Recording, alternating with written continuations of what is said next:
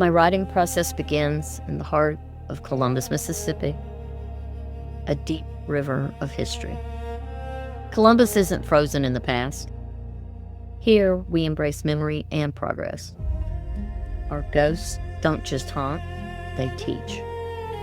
The air in Columbus, Mississippi is thick, not just with humidity, but with memory. For me, research isn't a task. I don't start with a keyboard, but with my feet planted firmly on this hallowed ground. The past isn't a separate time and space. It's the soil we stand on, feeding the roots of our present. My research is born from an undeniable, visceral love for this town, its land, and the Tombigbee River.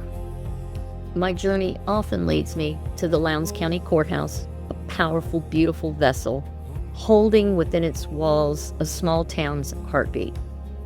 In the quiet, dust-mote-filled archive, this is where the silence speaks loudest.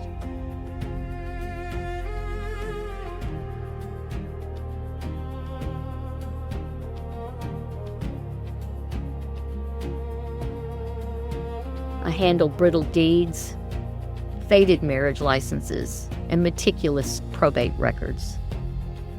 These documents, the raw material of history, they're not dry facts. They're fragile whispers of triumphs and heartbreaks.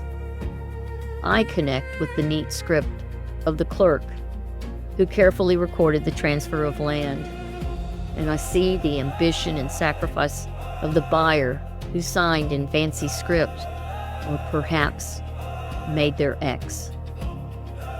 These records are the soul maps of people who walked these same streets, watched the same sunsets over the river, and laid the foundation for the community we are today. My writing flows directly from this intimate dialogue with the past as I walk from the courthouse to the storied historic homes of Columbus. They're more than just architecture. They are living libraries. I stand on an antebellum porch and I don't just see wood and paint. I feel the weight of generations.